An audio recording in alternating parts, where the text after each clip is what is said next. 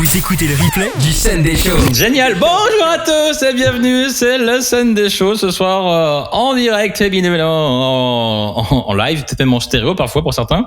Ce soir, il est là, il est beau. C'est Aurel qui a mis sa jolie belle glace en arrière-plan.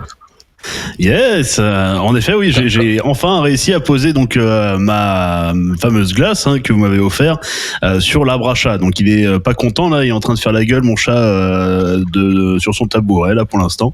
Donc on verra, peut-être que vous le verrez pendant la soirée, mais et j'ai toujours pas été chercher la bonnette parce que vendredi soir fut des soirs les plus exceptionnels encore une fois. Donc ah bon absolument pas de quoi tu parles mon cher Aurel. Pas du tout. Bonsoir Pascal, bonsoir Stéphane. Bonsoir. Forcément, vous l'avez entendu, Pascal est là, Pascal est en forme. Oui, en forme, relativement. Si, je pense qu'on va passer un très bon Sunday Show, à moitié réveillé ou à moitié décuvé du week-end. Mais on est là, on est là pour vous. Tout à fait, nous sommes là, bien en direct. Ce soir, on parle comme d'habitude d'actualité, on fait des jeux avec l'actu, on se pose des questions afin d'être un peu plus intelligent. On part sur des moments assez rigolos avec... le nappage sucré ou salé, est-ce qu'on peut faire telle ou telle chose? Et puis le gadget de ce soir qui nous sera présenté par Vinka en toute beauté. Enfin, si Vinka arrive entre temps, là pour l'instant elle n'est pas là. Sunday Show. Le Sunday Show sur Twitch. En direct, en ce beau dimanche soir, dimanche 26 septembre, déjà là, votre troisième émission du Sunday Show. Avec un beau t-shirt bleu que j'aime bien, cette couleur de t-shirt de Pascal. Ah, on va commenter mon t-shirt toutes les semaines. On l'avait pas vu. La semaine dernière, on n'a pas commenté. Là, on n'avait pas commenté depuis la rentrée. T'es tenu, mais franchement très très beau bleu. Ouais. Oui, j'ai voulu un bleu un peu qui se démarque en fait. Ah, grave. Je pense que c'est juste pour influencer Apple pour la sortie du iPhone 14, qui va prendre sûrement ce bleu-là, le bleu de PMK. Ah bah j'espère. Vous pouvez suivre sur Twitch tous les soirs. Bien. Alors passons au cœur du sujet, parlons un peu actualité. Est-ce que vous aimez les concours, genre les concours des Miss, les concours des plus belles décorations de Noël, etc. Vous aimez bien? J'en ai un peu ras-le-bol maintenant, mais j'aimais bien ça il y a 10 ans. Aujourd'hui, je crois que ça commence à me dépasser, mais bon, pourquoi pas. Parce que là en Chine, il sort un concours, écoutez bien, qui est ultra étonnant, j'allais vous dire. C'est le concours du bâtiment le plus moche de Chine. Oui, en effet, vu que Aurel, ça t'embête un peu de voir les plus beaux sapins, les plus beaux trucs, mais non, c'est le plus moche, voilà. Ça a été simple, et on dit, allez, on s'emmerde avec ces concours. Allez, le plus moche de Chine, donc ça va être c'est un vrai concours. Bâtiment, précise le plus moche bâtiment de Chine, pas la personne. Ah ben, je sais pas, peut-être que plus tard ça va être ça, mais pour le moment, oui, c'est les bâtiments. Donc il y a un vote, donc c'est vraiment sérieux, il y a un panel d'experts qui est composé d'architectes, universitaires, de critiques, et il va être récompensé en fin d'année avec justement plein d'accolades, peut-être d'argent, je sais pas, j'ai pas vu exactement le prix, mais voilà. Ouais. Donc le bâtiment le plus moche, donc ça peut être un gratte-ciel, ça peut être un petit bâtiment building vraiment moche. Donc on va voir. Un monument aussi, j'imagine. Oui. Comment ? Un monument aussi, ça peut être aussi pour le coup, j'imagine. Oui, pour le coup, ça peut être un monument. Donc, je pense qu'en fin d'année, on va pouvoir faire une rétrospective sur le sujet. Et voir quel est le bâtiment le plus moche. Mais oui, c'est vrai. J'ai quelque chose à dire, mais juste avant, on va dire bonsoir à Vinka. Bonsoir Vinka qui vient. Bonsoir Vinka. Et par rapport à ton concours, Pascal, dont tu parlais pour le coup, donc des bâtiments donc les plus moches, oui. Ça existe déjà en France. C'est la radio RMC qui l'avait fait donc il y a 2 ou 3 ans. C'était avec l'animateur Éric Brunet et donc en gros il y avait 5 monuments en gros qui ont été élus. Donc du coup les pires bâtiments de France, c'était bâtiment le public le plus moche de France, c'était vraiment le nom du concours, et c'est Brest qui a décroché donc du coup la palme, ma ville, avec des escaliers qui sont mis sur une énorme place qui s'appelle la place de Strasbourg à Brest. C'est d'une dégueulasserie, et d'ailleurs j'ai donc l'hôtel de ville de Rozay, la salle polyvalente de Saint-Nazaire, le planétorium de Poitiers et le bâtiment de la fac de Bordeaux. Ce sont les 4 autres bâtiments les plus moches de France. Et si vous aussi vous êtes sur Twitch et que vous voulez dire la plus grosse laideur que vous avez dans votre ville, dans votre région, dans votre département, j'ai écouté J'ai cru que tu allais dire votre plus gros succès que vous avez dans votre vie. Ah, mais grave. Et vous, c'est quoi le truc le plus moche dans votre ville, pour le coup, de votre côté? Alors moi, c'est un des grands musées justement de la ville. Je sais plus le nom exactement, mais c'est le musée dans le parc de notre ville. Et il est moche. C'est un gros building en métal. Certains aiment, c'est vraiment très moderne, c'est de l'art, c'est un peu le musée de l'art moderne ici à San Francisco, mais je trouve ça moche. C'est un gros building, c'est un truc métallique et ils appellent ça c'est de l'art. Mais moi je l'aime pas, donc je peux essayer de le montrer après, mais bon. Ouais, bah pourquoi pas, ouais, carrément, on va se les partager, tiens, quand on écoutera une musique pour ceux qui nous suivent sur Twitch. Toi, Stéphane, c'est quoi à Brittany, à part la gare? Elle est pas moche, la gare. Un truc moche, je sais pas. Il y avait une vieille usine avant en friche, mais entre temps ils l'ont démolie, donc je sais pas. Là, comme ça, j'aurais pas de truc moche à te dire.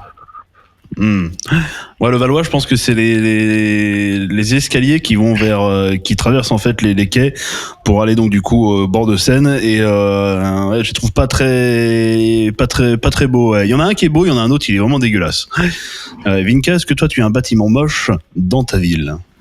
Il faudrait déjà appeler ma ville une ville, mais Est-ce qu'il y a plus de 4000 habitants déjà? oui, je crois qu'il y en a 12 000, mais c'est minuscule. Ah oui, donc on appelle ça une ville. Oui, mais ça se trouve, non, je te dis de la merde. Ça se trouve, il n'y a même pas 3000. Mais pour moi, le plus moche, on s'est retrouvé dedans quand on a voulu inscrire notre fils à la crèche, c'est la salle de la mairie. La salle de la mairie est encore décorée dans les années 80 avec ce vieux plexiglas couleur cuivre dégueulasse et ces grosses dalles et toute cette déco années 80 qui est immonde. Et voilà, c'est moche. D'accord. Ah, donc ça c'est ton bâtiment du coup, Pascal. Ah voilà, donc je vais pouvoir l'afficher sur le flux si ça marche. Alors, voyons voir. Voilà, donc oui, donc ça c'est justement le bâtiment dont je parlais. Il est moche, donc c'est un bâtiment d'arbre. Je sais pas, peut-être que des personnes aiment, mais pour moi, quand on zoome, c'est du métal, tu vois, c'est juste... C'est ça, c'est un gros bloc de métal. C'est un peu triste, tout quoi. Oui. Ça fait un peu blocos, en réalité. Ouais. Ça ressemble à la base sous-marine de Brest. C'est ça. Pour le coup, ouais. Et c'est censé être le musée de l'art, Young Museum, c'est un des plus grands musées d'art à San Francisco. Et je ne comprends pas comment c'est un musée d'art, vu la gueule de ce musée. Mais bon, après, tous les goûts sont dans la nature, je ne juge pas. Après, ça fait comme le centre Pompidou, qui est un musée et qui a une gueule étonnante aussi. Moi, j'aime bien, en vrai. Mais il y a des couleurs dans le Pompidou. Là, oui, c'est ça, c'est pour ça aussi. C'est tout noir. Ouais. Ouais, il y a quand même un côté artistique finalement. C'est en plein milieu dans Paris et t'arrives sur ça par rapport à tous les bâtiments haussmanniens, il y a la place et tout, etc. derrière près de Châtelet. Le mieux, c'est d'y arriver en trottinette quand même. C'est très important. Private joke de vendredi soir où nous avons fait de la trottinette avec Stéphane.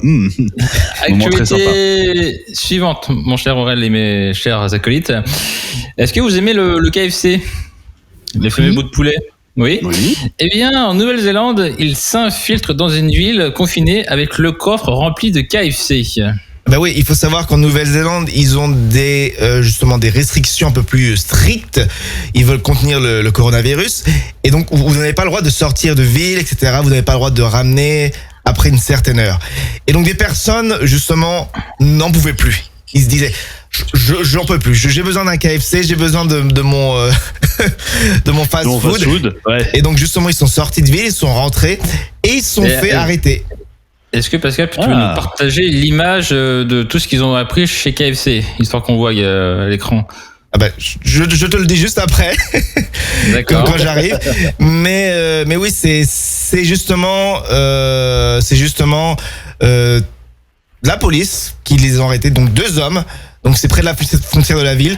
Ils transportaient 3 seaux de poulet, 10 pots de salade de choux, une importante quantité de frites. Et donc justement, ils ont un confinement strict et donc ils ont été arrêtés. Ils encourent jusqu'à 6 mois de prison et $4,000 d'amende. Donc, oui, quand même, ouais. Assez sévère chez eux, hein. Ah oui, donc c'est pour en gros ne pas avoir respecté ce confinement. Bon après. Ça paraît beaucoup juste pour un KFC, mais je sais pas s'ils vont apprécier leur KFC. Ils vont devoir apprécier leur KFC justement. Ah bah un KFC à plus de $4,000, ouais, t'as intérêt à le savourer, ouais, pour le coup, ouais. Ah oui, puis ils avaient pas pris en plus en petit format pour le coup, ouais. C'est un oui, bon format, ouais. C'est assez conséquent comme on peut le voir. En effet, c'est le cas de le dire. Alors oui, donc la police. C'est n'importe quoi. Et donc oui, la police a pris la photo, donc ils voulaient le montrer. C'est génial. Donc c'était pour faire un exemple. Ou peut-être qu'ils ont confisqué que c'est le butin. Peut-être. Peut-être c'est le gros butin KFC du soir. Ils ont dit allez, on fait pas grand chose en ce moment. Il y a pas grand chose à faire en termes de policer les gens. Alors on va arrêter des gens qui prennent du KFC. Il y en a un paquet. Remarque, c'est pas Singapour où je crois que c'était encore pire l'amende. C'était pas aux alentours de $5,000, je crois, ou de $6,000 si tu sortais pendant la Covid. Il me semble que c'était quelque chose comme ça, mais je crois que c'était les pires, il me semble, au niveau de l'amende. Ouais. Mais c'est encore un autre débat. Certains pays asiatiques sont assez stricts aussi, ouais. C'est pas entièrement faux. La petite anecdote sur le KFC, c'est que c'est la tradition au Japon le soir de Noël de manger du KFC. Et c'est pas des conneries. Ah ouais? C'est triste. Ouais, tout à fait. C'est une tradition dans leur pays. Le soir de Noël, c'est un KFC. D'accord. Bah chacun son kiff. Hein. Ouais, tout à fait. Ça paraît étrange, mais why not? Pourquoi pas? Ah, remarque, vous savez, je travaille pour une marque, on va dire de cognac. En gros, donc les pays asiatiques, surtout la Chine, sont hyper fans donc de cognac, quand même d'un certain prix, hein, quand même de très haut cognac, mais sauf que les mecs se mettent la rustre avec le cognac, enfin surtout les Chinois pour le coup, se mettent vraiment une vraie rustre avec ça. Et en gros, donc la vente de cognac dans les pays asiatiques et surtout en Chine augmente en gros de plus de 80% juste avant les fêtes de Noël. C'est juste quelque chose de monstrueux, surtout quand on connaît quand même la population de la Chine. C'est quand même assez sévère. Ils ont un véritable amour pour le cognac. Donc après, chacun ses traditions de Noël. Tout à fait. On va passer à l'actualité suivante, si vous le voulez bien. On va parler véhicules autonomes qui roulaient du coup en totale autonomie et qui étaient devenus complètement folles. Oui, justement, donc vous êtes conscient que maintenant on se dirige vers des voitures qui se conduisent tout seuls. Donc à présent, c'est une Tesla donc qui roulait tout seul sur l'autoroute et qui allait vraiment très vite. Ouais. Et donc justement, ils se disaient qu'est-ce qui se passe? On n'arrive pas à l'arrêter. Donc la police pourchassait cette voiture pour au final savoir que la conductrice de ce véhicule était inconsciente. Ah mince. Et parce qu'elle avait consommé une grande quantité d'alcool.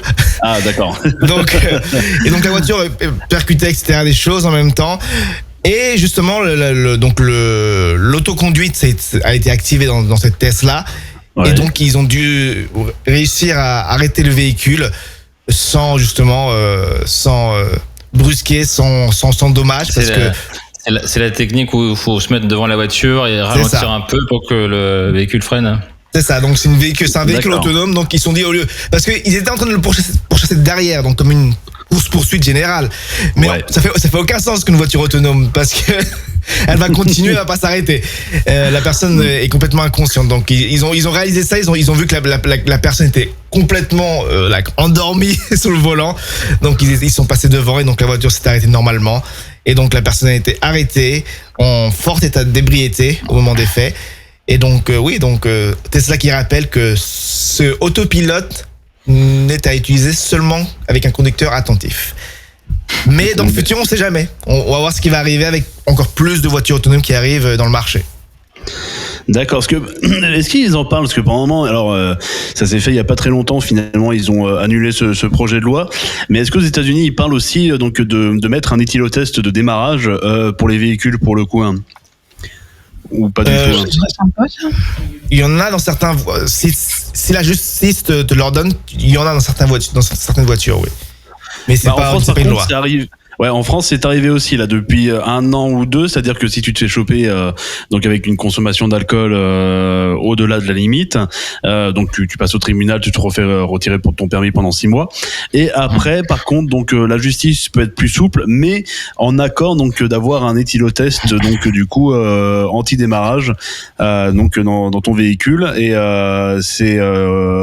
ça risque donc d'être de plus en plus le cas dans les années à venir, malgré que voilà, il parlait donc de mettre des éthylotests de démarrage à toutes les voitures. Pour l'instant, il y a que les cars scolaires et les cars de transport qui sont obligatoires avec les camions routiers.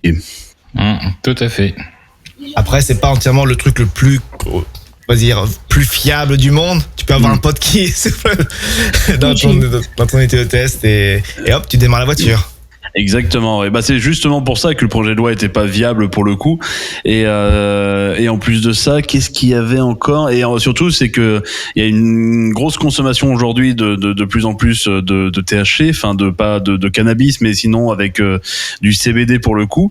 Et en gros, ça peut te fausser des tests salivaires et en même temps, ça peut se révéler totalement positif. Et alors que le CBD aujourd'hui est quand même plutôt légal et ça pose des vrais problèmes aujourd'hui de se dire, alors est-ce qu'une personne peut réellement conduire sous CBD ou pas, parce que si un test salivaire se révèle positif, normalement il y a une infraction, mais il y en a pour qui ça ne fonctionne pas, donc il y a des grosses questions à avoir sur ça pour le coup, donc ça risque d'être très compliqué. À voir, mais ouais, c'est des questions assez compliquées qu'on va pas venir ce soir pour le moment. Non. Donc on va peut-être passer sur la prochaine rubrique.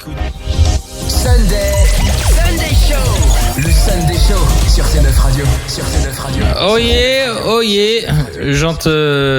auditeurs, gentils téléspectateurs, peu importe où vous nous regardez, que ce soit en différé ou en live, on vous salue bien, baf. Et on va jouer ensemble à présent avec le vrai ou faux. Donc ce sont des actualités qui sont vraies ou fausses. Il va falloir deviner. Du coup, ça se voit si elles sont fausses, tout simplement. La première. Un restaurant vire des clients qui portaient un masque. Est-ce que c'est vrai ou est-ce que c'est faux ? À ton avis, Vinka ? Il vire des clients parce qu'il portait un masque. Maintenant, il s'est trompé dans le concept, le monsieur. Il faut qu'il garde le masque. Du coup, l'actu, tu penses qu'elle est vraie ou elle est fausse ? Elle est fausse. D'accord. Aurel ?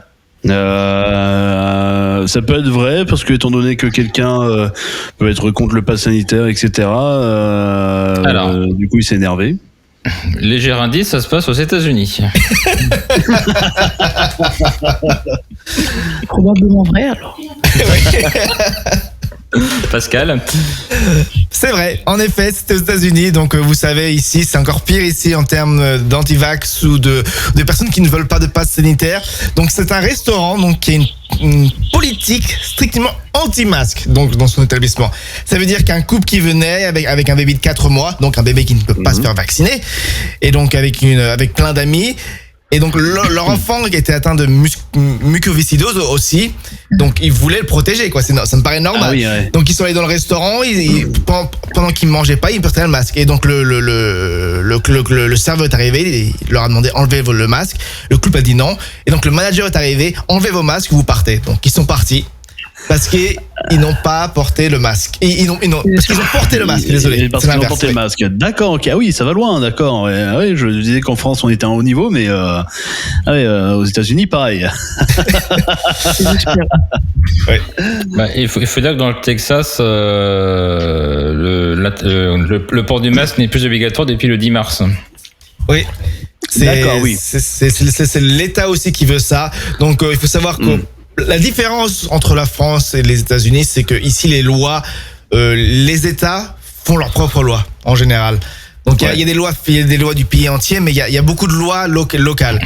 Et donc justement le Texas, c'est connu pour être un peu des conservateurs, donc la super droite. Et donc c'est pour ça qu'il y a ce genre de loi. Alors qu'en Californie, ici c'est plus la gauche. Et donc c'est plus, on va respecter, on va faire les choses bien. Et ça se voit dans les statistiques, mais bon, en parlons pas, mais dans le cas présent, c'est juste assez effarant, certainement de voir que des personnes qui veulent se sauver, ne peut pas porter de masque. Et donc c'est vrai. Malheureusement, c'est vrai. D'accord, ok. Bon bah écoute, hein. Alors, le vrai ou faux suivant. Aurel, est-ce que tu fréquentes souvent des salons de coiffure? Tous les mois. Donc, tous les mois, d'accord. Pour le peu que t'as sur la tête, tous les mois, ça. Oui, bah ça pousse très fort sur les côtés. Ah d'accord. Donc, du coup, ok. je demande pas trop de me couper sur le dessus avant que j'aille en Turquie. Ouais, bah, en même temps, il n'y a rien à couper en même temps sur le. Bref. Non, voilà, c'est ça. Donc il coupe vraiment sur les côtés. Puis j'aime bien aller quand même chez un barbier pour me faire tailler la barbe, etc. Enfin, c'est mon petit kiff du mois, quoi. D'accord. Alors, l'actualité, c'est un salon de coiffure qui doit verser 230 000 € pour avoir raté une coupe. Est-ce que c'est vrai ou est-ce que c'est faux? Si c'est une starlette. Si c'est une starlette à qui on a fait un dégradé en escalier. On a le nom du pays où ça s'est passé ou pas du tout, hein? Pas les Ça se passe États-Unis. en Inde. Ça se passe en Inde. Ah, Une en star de Inde. Hollywood. T'as foiré. C'est un salon de New Delhi, pour être plus précis. En plus, c'est Alors ouais, si c'est t'as raison, Vinka, si ça peut être New Delhi, etc. Donc ouais, peut-être Bollywood et quand même l'Inde, c'est quand même soit t'es riche ou soit t'es pauvre. Il n'y a pas réellement de classe moyenne. Je dirais vrai. Inka, que penses-tu de ce... Moi, de je ce- pense que c'est vrai et que c'est vrai. Bollywood et que voilà. Eh bien, en effet, donc c'est vrai. Je sais pas si c'est Bollywood, mais c'est une mannequin qui ne s'imaginait pas avoir cette coupe. Et donc, justement, un tribunal indien a condamné ce salon de coiffure à verser plus de 230 000 € de dommages et intérêts. Donc, pour une coupe de cheveux bâclée qui, selon elle, a provoqué une grave dépression nerveuse. Ah, Et donc, oui. justement, c'était un grand choc d'avoir cette coupe de cheveux. Et donc, c'est pour cela que le tribunal indien a décidé de condamner ce salon de coiffure. D'accord. Ok, ouais. Ah oui, ça va loin, ouais, pour le coup. Remarque, après, je peux comprendre. Moi, le coiffeur, il me rase le peu qui me reste sur le dessus, je lui colle un procès. Allez, et on termine en beauté ce vrai ou faux avec notre cher Donald Trump. Ça fait longtemps qu'on n'avait pas parlé de lui. Et ben Donald Trump, il décide d'acheter des chèvres. Est-ce que c'est vrai ou est-ce que c'est faux selon vous? Peut-être qu'il s'ennuie, hein. Il s'ennuie après n'être plus président. Mais pourquoi pas qu'il achète des chèvres, qu'il les traite, ce pauvre diable. J'ai jamais eu très proche des animaux, Trump, donc je dirais plutôt faux, moi, pour le coup. Hein. Eh ben, c'est vrai, mais c'est vrai pas parce qu'il aime les animaux, mais parce qu'il veut économiser des taxes. En effet, quand vous achetez des chèvres et que vous mettez ça dans votre partie de club de golf, comme une ferme, donc vous déclarez votre golf, votre club de golf avec une petite ferme avec des petites chèvres. Eh ben, vous économisez des taxes. Eh ben, voilà comment Donald Trump a acheté des chèvres. Donc, c'est juste pour économiser des taxes. Donc, il a des chèvres maintenant. Ah oui, pour parce ne qu'en payer. fait, Oui. en fait, il a déclaré son club de golf comme étant une ferme. Oui. C'est ça. Il est malin, ce gars. Eh ben oui, il veut bien Et économiser. du coup, il profite ainsi d'une aide qui est à l'origine créée pour aider les agriculteurs. Ah, il est fort ce mec, hein. Et oui. Et il ne paye que $700 d'impôts. Pour un club de golf entier. Donc c'est pas cher, c'est plus que des impôts personnels en France, je pense, une personne. Donc bon, c'est moi. Ah bah oui, je pense que quasiment nous tous, on paye bien facile le double. Mais Oui. Ouais, bon, Donc, il faut savoir que sur la déclaration, il a divisé la propriété en deux parties, donc 99 hectares pour le jour de golf et 48 pour la partie comme étant une ferme. D'accord, Alors. ok. Ouais, donc ça rentre après nickel dedans, quoi. Tout à fait. C'est ça. Je Donc comprends. le Donald Trump, personnage pas très apprécié. Ben, je pense qu'il ne va pas faire de nouveaux amis en essayant de montrer sa conformité aux impôts. Tout à fait. Et c'est ceci qui conclut cette merveilleuse chronique de vrai ou faux. Sunday Show. Le Sunday Show sur C9 Radio. Sur C9 Radio. Sur C9 Radio. Votre émission du dimanche soir, ou pas forcément, vu que vous êtes sûrement en train d'écouter en replay, ça nous fait bien plaisir que vous nous écoutiez et même que vous nous regardiez, petit coquinouf. Eh ben, sachez que c'est la partie de l'émission où on se pose des questions et où on apprend des choses. Et parfois, ça fait surprenant.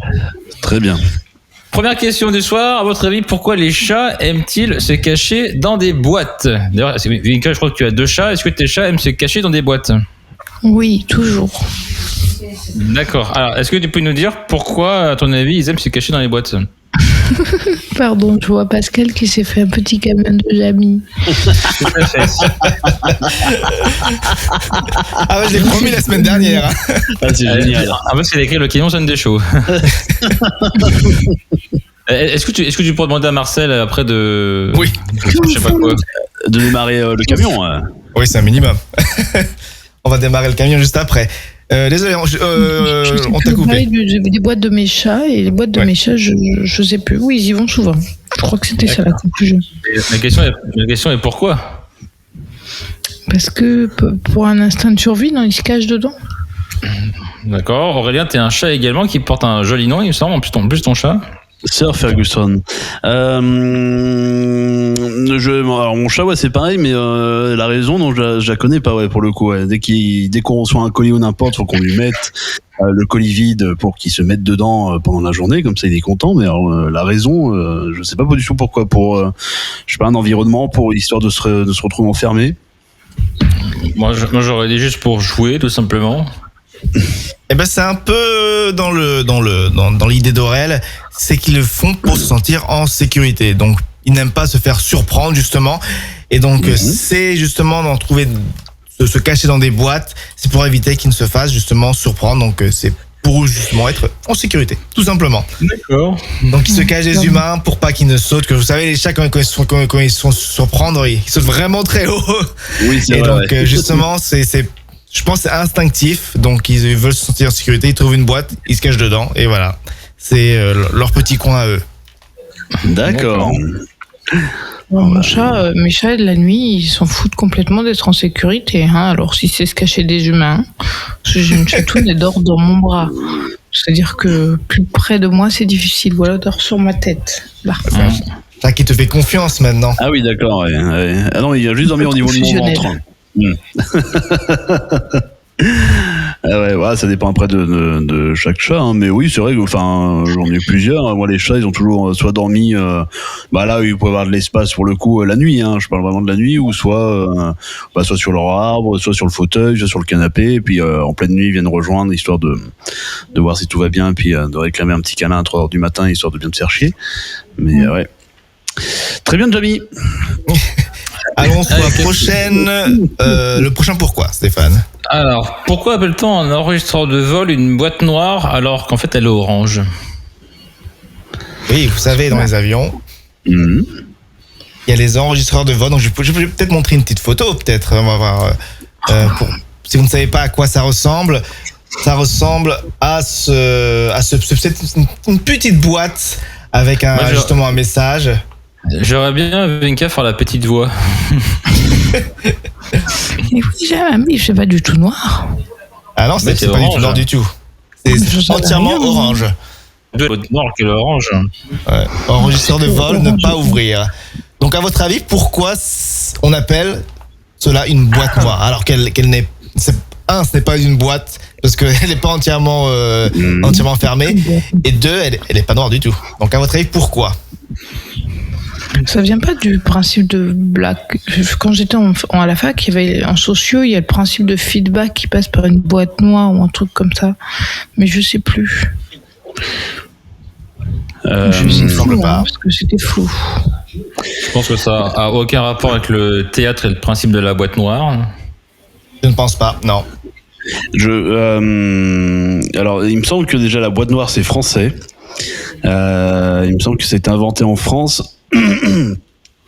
Et je ne veux pas dire de bêtises, mais c'est pas un rapport avec la photographie où on dit pas une chambre rouge, on dit une chambre noire pour le coup. Hein. En effet, Aurel a la bonne réponse. C'est lié à la chambre noire. Donc il faut savoir que maintenant nos enregistreurs de vol sont technologiquement avancés. Donc ça veut dire qu'il y a juste un ordinateur dedans qui enregistre tout dans une carte mémoire. Mais dans le temps, il y avait déjà des avions Mais donc justement, il y avait des indications de vol qui étaient projetées sur une pellicule photographique. Donc c'est un espèce de labo photographique qui prenait des photos du vol et qui le mettait justement dans un film photographique. Et ça, c'était dans une chambre noire, justement, parce que pour prendre des photos à l'époque, il fallait une chambre noire. Et donc c'est pour ça qu'on appelait ça une boîte noire, car elle était étanche à la lumière. Et donc le nom est resté. Donc c'est pour cela qu'on appelait une boîte noire alors qu'elle est orange. Et c'est bien français, je sais pas si j'ai une bêtise, mais il me semble que c'est français la boîte noire, hein, si je ne m'abuse. Il me semble, pas, mais... je ne peux pas confirmer, mais il me semble que oui. Il me semble que c'est un ingénieur français qui a eu cette idée, François Hussenot apparemment. Donc c'est un français. Et donc donc c'est le français qui a décidé de faire ça et de l'offrir donc dans le monde entier après. Et donc après c'était des Australiens, des Américains, etc. qui sont venus l'améliorer, mais c'est la France. Ouais. Voilà, la chère patrie, ouais. Oui. Alors Stéphane, qu'avons-nous pour la dernière? La dernière, pourquoi y a-t-il moins d'air en altitude? Oui, il faut savoir que souvent on dit sors dehors, va prendre un peu d'air, mais plus on va haut, moins on a d'air. Pourquoi? Peut-être parce que plus on va haut, plus on se rapproche de la stratosphère et plus on s'éloigne de la mer, des arbres. Des arbres. Est-ce que t'as jamais vu d'arbres à la montagne du coup? J'ai pas vu beaucoup la montagne non plus. Ah d'accord. Une histoire de pression atmosphérique pour le coup, parce que quand on est en avion à 13 000 mètres d'altitude, pour le coup, si l'avion il y a une porte qui s'ouvre, etc., on ne peut plus respirer, d'où les masques qui tombent dans l'avion pour pouvoir respirer si jamais il y a un incident. Mais pour moi, c'est au niveau de la pression atmosphérique. Après, vraiment comment l'expliquer, je sais pas, mais pour moi, c'est ça. Alors oui, c'est la pression atmosphérique est un des paramètres justement qui font qu'on a moins d'air en altitude. Justement, c'est plus dur parce que la pression est plus forte, donc c'est plus dur en termes d'air. Mais la seconde raison, ou la première raison, à vrai dire, c'est une question simple, c'est la gravité terrestre. Donc l'air c'est une masse, donc il y a un certain poids. Et donc justement, l'activité terrestre, donc la gravité prend l'air vers le bas, et donc justement c'est pour ça que plus on est bas, plus il y a d'air, mais justement plus on va en haut, moins il y a d'air, et plus on va dans l'espace, justement comme le disait Vinka. Donc c'était pas entièrement faux, on va dans l'espace, il y a moins d'air, justement, on va dépasser l'atmosphère, et donc l'air est plus fin. Ton explication, elle me fait penser entre un mix d'un frère Bogdanov et de comment ça s'appelle, Jean-Claude Van Damme. D'accord, oui. Mais écoute, tu vois l'air ici, il se raréfie. Comme j'ai dit, je le dis souvent, je défends Jean-Claude Van Damme. Après avoir vécu dans un pays anglophone et ne parler qu'anglais, c'est compliqué de passer d'une langue à une autre. Non, on comprend. Eh bien, merci notre cher Pascal Jamy, qui a un très beau camion, et du coup j'attends le coup de klaxon de Marcel. J'en ai pas. Ah, dommage. Je te le fournirai. Il me semble que j'ai dans ma banque de son, si tu veux. Je te le fournirai. D'accord, je le prendrai pour la prochaine fois. Dans un instant, si dans la scène des shows, on se pose des petites questions du nappage chocolat ou caramel, donc ce qu'on préfère entre deux choses. Et juste après, le gadget va arriver. Vinka, peux-tu me confirmer que tu as bien reçu le gadget? Je vous confirme que j'ai bien reçu le gadget, que je suis prête. Je ne sais pas si je vous le vendrai, si je serai à la hauteur de ce gadget au regard de mon état global, mais je vais tenter. Eh bien, parfait. Sunday Show. Le Sunday Show sur Twitch. L'instant nappage chocolat au caramel que vous attendez, le voici. Le voilà sans transition. Vinka, tu préférais n'avoir plus le droit de porter de sous-vêtements ou des chaussettes? Moi, je peux vivre sans culotte, mais je vais pas sans chaussettes. D'accord. Pascal, tu préférais avoir une voix aiguë hyper chiante ou une voix super grave et dure à comprendre? J'ai la voix grave, tu sais. À ton avis, pourquoi j'ai un gros traitement? Parce que j'ai une petite voix en vrai, donc j'ai besoin d'y mettre un truc qui va derrière. Est-ce que tu peux sucrer le traitement juste pour voir la différence de ta voix? Est-ce que je vais mettre plein de personnes tristes si je l'enlève? Alors attends. Et là, ça fait une voix comme ça après. Voilà, donc là, c'est la voix sans traitement. Donc, il y a plus grand-chose, mais c'est ma voix. Il n'y a plus grand chose, hein. Ça va. Mais non, Mais voilà, maintenant, c'est mieux maintenant. Oh non, j'ai mis le traitement de son, j'ai une grosse voix. C'est vrai que ton traitement, il amène vachement de présence. Oui. Ah oui, bah... Quand on voit le mec, il l'a pas en fait. Hein. Allez, Aurel, tu préfères ne pas utiliser ton smartphone pendant un mois ou ne pas te doucher pendant un mois?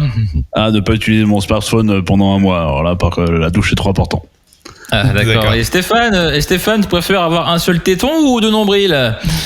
Bon, écoute, j'ai envie de te dire, autant avoir deux nombrils, histoire d'être bien nombriliste. Ah bah oui, pour le coup, hein. Pour le coup, tu vas vraiment être... Ah oui, avec de nombrils... Je sais plus l'expression, mais il n'y a pas une expression avec le nombril, justement? Le nombril du monde, je sais plus exactement. Être le nombril du monde, oui. Oui, c'est ça. Se croire être le nombril du monde. Donc pour le coup, tu vas en avoir deux.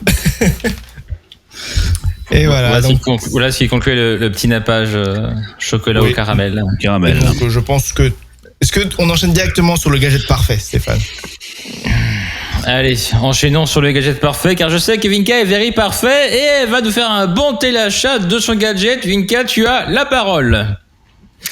Eh bien, dans une première fois, vous vous mettez dans une situation où vous avez des objets précieux chez vous et une bibliothèque. Parce que si vous n'avez ni l'un ni l'autre, ce gadget n'a aucun sens.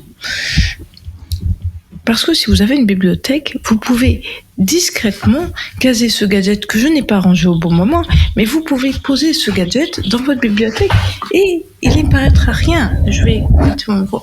J'enlève mon gadget et mon gadget. Et voilà. Un livre parmi les livres. C'est pour ça qu'il faut en avoir beaucoup. Sinon, vraiment. Ensuite, donc, car cet objet n'est pas un livre, non. Cet objet s'ouvre et à l'intérieur, il y a le petit mot de C9 que je garde avec beaucoup d'amour. Oh. C'est une boîte. Ah, génial. Une boîte qui se referme tel un coffre-fort. Je suis obligée de parler tout doucement. Tel un coffre-fort avec une petite clé que l'on peut ranger dedans. Et donc, on peut définitivement enfermer les choses dedans. Et donc, je me suis imaginé, mais que pourrait-on cacher dedans? Donc, bien sûr, il y a les bijoux de famille, et non pas les couilles de papa, mais les bijoux de famille. Qui peuvent être cachés astucieusement dedans. Et ça s'ouvre comme un livre, il y a une double couverture. Je viens de le découvrir. On peut aussi, donc, je me suis imaginé, donc ça c'est drôle, je me suis imaginé que dans un livre, on pouvait cacher d'autres livres. Donc je suis allée chercher dans ma bibliothèque quel autre livre on pourrait cacher. On peut cacher des mini-livres. Ils sont précieux pour éviter que les enfants ne les touchent, parce qu'on les a depuis qu'on est tout petit. Moi j'ai ces mini-livres depuis que je suis toute petite. Voilà. On peut cacher des encore plus petits livres. C'est beaucoup plus riche de livres. Non, mais ça, comment tu peux lire dessus là? C'est un petit poème. C'est un petit poème, c'est un mini-livre. Alors en fait, c'est des livres de poche, mais pour la toute petite poche où tu mets la gourmette en fait sur le jean. La fameuse, voilà. J'ai une amie poétesse qui fait des mini-livres. Mais t'as trouvé ça dans la bibliothèque de Passepartout ou ça se passe comment? Mais non, mais c'est de la poésie. C'est un poème.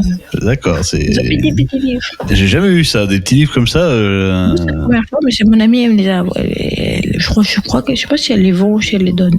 Mais voilà, ils sont mini livres. Donc on met des mini livres. C'est génial. On peut mettre des gros livres coquins. Voilà. Ah oui. Et moi, la question je me pose, est-ce que tu vas te servir de ce gadget au quotidien finalement? Je me pose cette question. Je pense que en tant que cache pour cacher des choses, je sais pas, mais pour mettre les mini livres que je veux pas que mon fils mange, peut-être. D'accord, très bien. Alors on peut aussi mettre les décos de sa bibliothèque, par exemple. Qu'on veut pas que notre enfant mange. On peut aussi mettre tout ce qu'on veut pas que notre enfant mange dans la bibliothèque, on peut le mettre dedans. D'accord. Donc la question... Attends, c'est quand la première fois que j'entends une prof de français de dire qu'il faut pas dévorer un livre. Habituellement, allez-y, lisez, dévorez des bouquins, mais là, pas. Je veux pas qu'il mange des livres de quand j'étais petite. Hormis mes livres cochons, j'étais pas petite. Ah, ça peut y avoir une utilité, oui, ouais. Bah oui, tu l'as dit, oui, pour des livres un peu plus adultes, ouais. Sur ce niveau, c'est un peu la honte.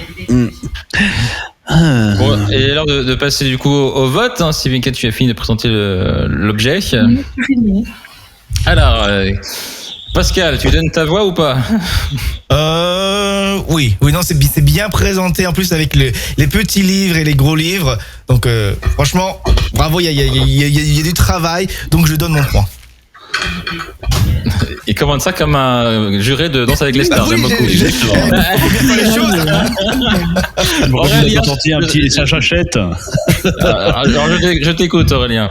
Je donne également ma voix. Ouais. Et ça m'a rappelé en fait une histoire, c'est que mon arrière-grand-père, pour le coup, étant donné que mon arrière-grand-mère aimait beaucoup l'argent, aimait beaucoup le luxe, etc., n'arrêtait pas de lui piquer du fric. Et donc du coup, en fait, mon arrière-grand-père planquait en fait des sous dans tous ses livres. Et comme elle savait que mon arrière-grand-mère ne lisait plus beaucoup à une certaine époque, bah du coup, en fait, l'argent était resté là. Et ça m'a fait penser à ça. Et je trouve l'idée, elle est vraiment pas mal pour soit cacher du pognon, soit cacher des trucs un petit peu plus cochons pour le coup, soit des trucs que tu veux pas que tes enfants voient pour le coup. Tu as la clé, c'est plutôt pratique. Oui. Pour l'anecdote, mon papy aussi il faisait ça, cacher des sous dans les livres. Et ma grand-mère, elle a engueulé parce qu'il a perdu 500 € qu'on n'a jamais retrouvé. Ah merde.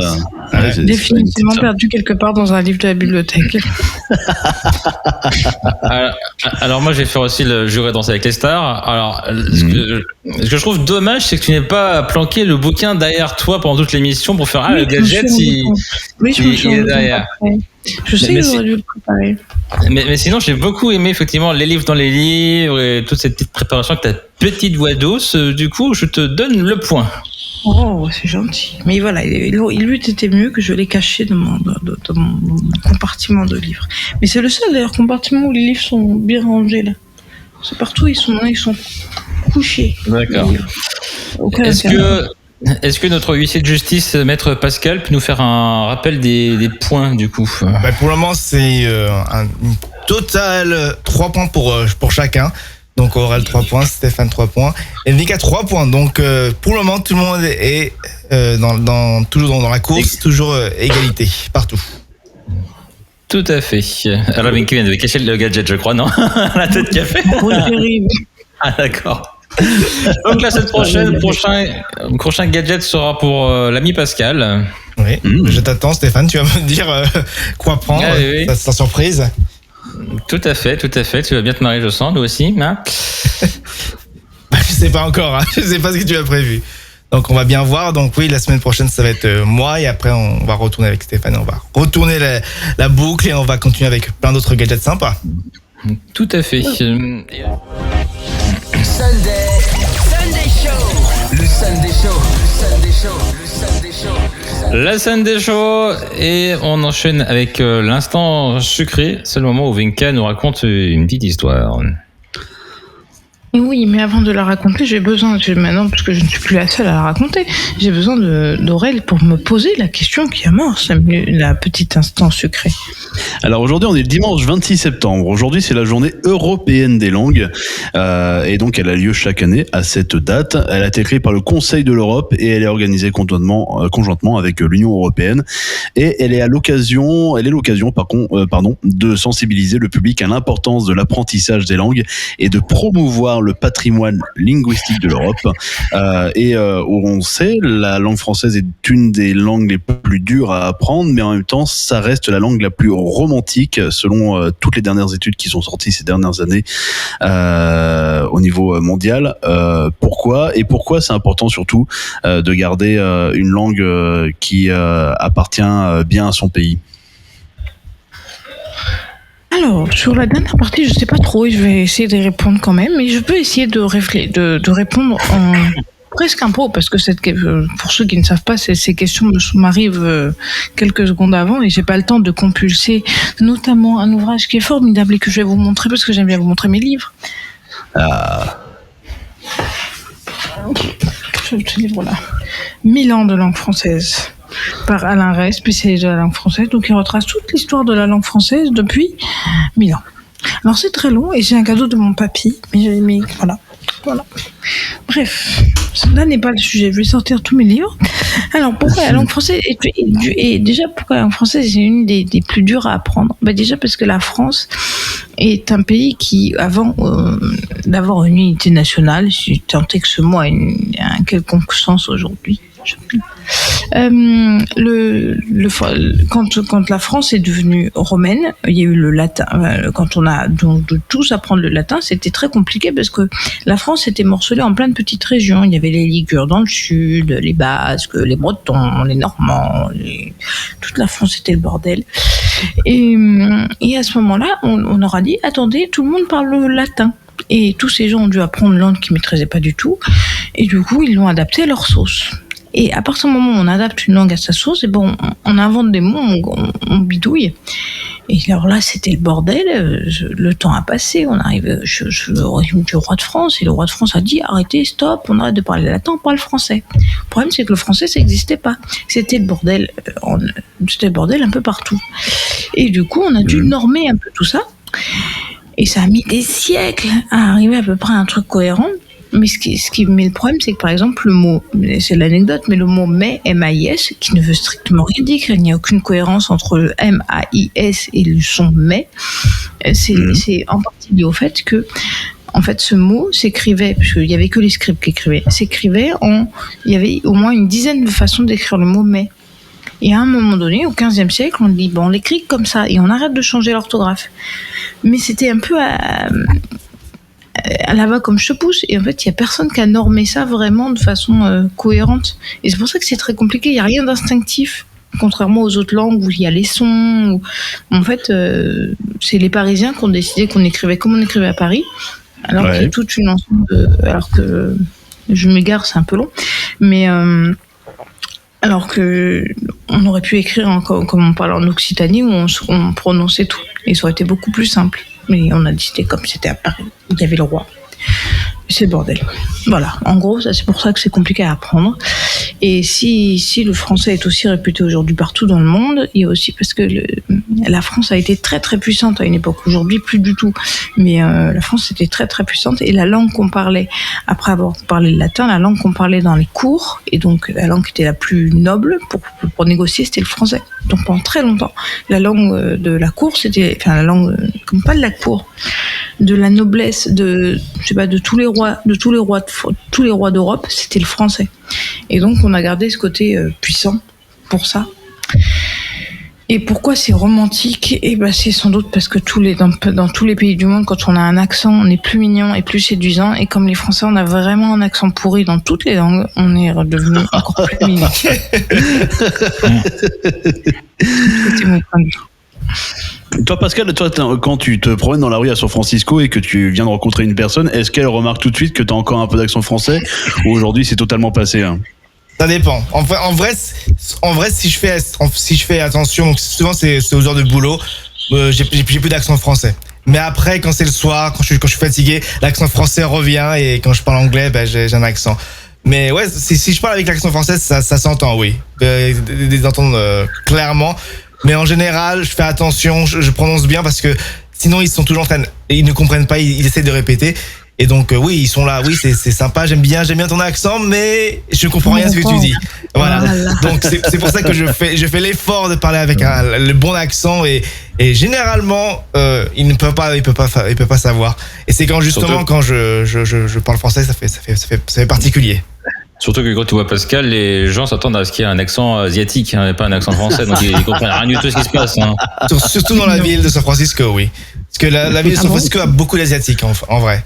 Donc énormément, il y a une grosse communauté asiatique à San Francisco, et justement ils ne s'attendent pas que j'ai un accent français, ou même ça. Parfois je vais maintenant ils me connaissent maintenant. Mais au début, quand j'allais à la boulangerie française ici, ils s'attendaient pas que je demande mon menu en français, etc. Mais maintenant, c'est pas quelque chose que tu t'attends quand t'es un boulanger à San Francisco, et que la ville de San Francisco est majoritairement asiatique, donc asiatique américaine. Donc c'est pas évident de trouver un asiatique qui parle français à San Francisco, mais je suis là, et donc je vais prendre ma baguette tous les matins. D'accord. Boulangerie. Ok, bah merci Vinka pour cette minute, mais c'est vrai que ouais, ça m'a rappelé plein de choses. C'est vrai que pour les banquiers d'affaires, il y a des siècles et des siècles, c'était une négociation était qu'en français. L'aéronautique, quand ça a démarré, moi je suis un fan d'aéronautique pour le coup, mais toute la phraséologie de l'aviation vient du français pour le coup, étant donné que les premiers avions ont été faits en France, etc. Et donc ouais, on a quand même beaucoup de Français dans le monde par rapport et aujourd'hui c'est vrai que l'anglais a tellement pris le dessus avec d'autres langues que c'est un peu plus compliqué. Mais moi je trouve pas ça un mal, hein. Il n'y a pas de critique, moi je trouve ça bien parce qu'on est un tout petit pays quand même. Oui. Et on s'étend. C'est pour ça que je suis à San Francisco, je suis là pour représenter la France au-delà des frontières. C'est bien qu'il y a des francophones comme toi qui vont dans les autres pays. Ouais, c'est comme à Londres, il y a 200 000 ou 300 000 Français. Bah toi, ça fait du bien. Ouais. Un Français ou plus en moins. Sunday Show. Le Sunday Show sur Twitch. Et on fait un point carte blanche dans le Sunday Show. C'est l'instant où Aurel a la carte blanche et il nous fait des quiz vachement sympas et parfois un peu osés. Alors quel est le thème du quiz de ce soir ? Comme on a dit que c'était donc l'une des dernières chroniques de cette émission avant que tout le monde aille se coucher, j'ai 2 quiz à vous proposer. Donc j'ai soit le jeu de la question piège, ou soit on fait passer un test de citoyenneté américain pour Pascal. Donc vous avez le choix. Il y a un des 2 quiz il y a 2 quiz qui sont prêts. Vous choisissez pour ce soir et la semaine prochaine, dans tous les cas, on fera l'autre quiz. Alors, moi, je dirais pas la citoyenneté américaine. Je ne suis pas prêt. J'ai prévu de faire ce quiz, donc officiellement, pour avoir la citoyenneté l'année prochaine. Donc, pour le moment, j'ai pas préparé. Donc, j'ai pas envie de me faire. J'ai pas envie que le gouvernement m'écoute et me dise, c'est quoi ça? Donc, je dois préparer, on va dire. Donc, moi, je dirais le premier. Donc, je sais pas ce que Stéphane et Vinka vont dire. Va pour le premier. Oui, le premier, c'est bien. Ok, très bien. Comme ça te laissera le temps un petit peu de réviser, parce que c'est la semaine dernière. J'ai noté dimanche dernier à 22h34, comme quoi t'allais passer ta citoyenneté américaine l'année prochaine. Donc, je me suis dit, je vais préparer un quiz spécial pour PMK. Mais t'aurais eu le droit quand même à l'aide de Stéphane et Vinka, mais ça aurait été très drôle.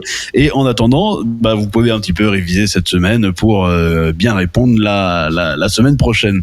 Le jeu de la question piège, c'est que des questions pièges qui sont à la fois toutes simples, mais qui sont souvent piégeuses. Est-ce que vous êtes prêts, Stéphane, Vinka et Pascal ? Oui. On est prêts. Première question, c'est en QCM. Qui est le père du frère de ma grand-mère pour ma tante ? A. Son grand-père. B. Son père. C. Son frère. Ou D. Son cousin. Je répète la question. Qui est le père du frère de ma grand-mère pour ma tante ? C'est dur. C'est dur. Le père du frère de ma grand-mère pour ma tante. Bon, là, c'est trop compliqué. Là, le cerveau qui marche plus à ce temps-ci. Vinka le grand-père, Pascal. Arrière-grand-père. Il y a quoi comme choix ? Est-ce qu'il y a le grand-père ? Attends, il y a le grand-père, le père, le frère ou le cousin. Est-ce que la personne habite dans le nord de la France ou pas ? Ça joue. Hein. Non, elle n'habite pas dans le nord de la France. Non, moi, ça aurait été directement son frère. Moi, je dirais le grand-père, mais c'est peut-être moins évident, mais moi, je dirais le grand-père parce que c'est le père d'eux, et après, peut-être avec la logique mais ouais, non, ma tante, c'est moi, donc oui, le grand-père. C'est bien le grand-père. En effet, bonne réponse pour Pascal et Vinka et Stéphane qui avait un petit peu botté en touche. Question numéro 2. Si vous lâchez d'un avion survolant l'Atlantique un poids en plomb pesant 1 kg et un sac de plumes pesant lui aussi 1 kg, lequel touchera la Terre en premier ? Les deux en même temps. Hein. Moi, je dirais les deux, oui, parce qu'ils font tous la même masse. Ouais, Stéphane ? Je crois que c'est vraiment ça. Et les deux ne toucheront pas la Terre. Ils toucheront l'eau. On sait jamais, peut-être qu'il va y avoir une plateforme sur l'eau de Tesla avec de SpaceX. Ah, ça, dans ce cas-là. ça se pourrait, mais Ça se pourrait, pour mais oui. ça n'est pas le cas. Je C'est pour ça qu'il faut faire je te attention l'accorde. des fois à ces questions un petit peu à la con. Si un avion s'écrase sur la frontière franco-autrichienne, de quel côté de la frontière doit-on enterrer les corps? Elle n'existe pas. Oui, on n'a pas de contact avec le Bonne réponse, en effet, il n'y a pas de frontière France-Autriche. Oui, c'est vrai. Avant la découverte de l'Everest, quel était le sommet le plus haut de la Terre? Ah, c'est toujours l'Everest, même avant qu'on le découvre. C'est toujours le sommet. En effet. Vous courez un 110 mètres haie. Si vous doublez le deuxième, quelle est votre nouvelle position? Donc, Deuxième. T'es deuxième, Premier c'est le pour deuxième. Vika, deuxième pour Stéphane, Pascal. on saute le deuxième, donc on est deuxième. Bah oui, Ah oui, on est on est deuxième. Deuxième, en effet. Nouvelle question. Il en reste 3 en tout. Un train part de Paris vers Marseille et roule à 100 km/h. Au même instant, un autre train part de Marseille, mais vers Paris et roule à 200 km/h. Au moment où ils se croiseront, quel train sera le plus proche de Paris? Les trains vont où, tu dis? Un train part de Paris vers Marseille et roule à 100 km/h. Au même instant, un autre train part de Marseille vers Paris et roule à 200 km/h. Au moment où ils se croiseront, quel train sera le plus proche de Paris? Le deuxième? Bah, Celui qui part de Marseille qui roule plus vite? je pense pas qu'il y ait une question de vitesse. C'est le train qui part de Paris, mais il est plus proche de Paris directement parce qu'il est à Paris. Oui. Ouais, mais au Oui, moment où ils se croiseront, Ah, ils se quel croisent, désolé. train sera Ouais. le plus proche de Paris? Ils seront côte à côte, donc à la même distance que Paris, au même moment où ils se croisent. Combien de mois possèdent 28 jours dans l'année? Tous. Oui, tous. Ouais. Bonne réponse de vous tous. Non, je suis épuisée, hein. Je suis épuisée, mais je cogite, hein. Toujours pas compris On voit sur ça. les trains, mais c'est pas grave. Nouvelle question. Un clochard ramasse 9 mégots de cigares par terre. Avec 3 mégots, il fabrique un cigare. Combien de cigares pourra-t-il donc fumer? 3. 4. 3 pour Stéphane, 4 pour Vinka. Et pour Pascal? Pareil que Vinka, je pense. Et là, c'est bien 4. J'embrasse Bah oui. mon papy parce qu'il m'a cassé la tête avec cette anecdote. J'avais 10 ans. Je peux même l'expliquer.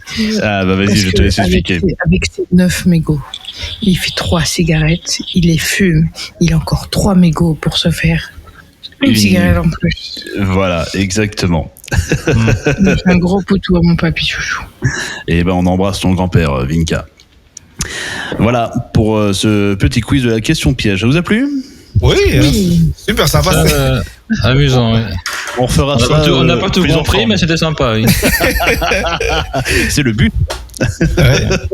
Alors qu'on est bien ce soir, donc ça nous aide encore plus. Totalement. Bien. Sur ce, mes chers petits Sunday, je vous donne rendez-vous la semaine prochaine où on sera peut-être un peu plus en forme, plus à l'affût des questions pièges d'Aurel. Hein. Ouais. D'ici là, portez-vous bien. Donc, le Sunday Show, tous les dimanches, 21h, 23h, ou alors en podcast quand vous voulez, où vous voulez, ou presque. N'est-ce pas, Pascal? Oui, bien entendu. Partout. Allez, bonne soirée à tous. Bonne Bisous, soirée, bisous. gros bisous tout le monde. Tchuss.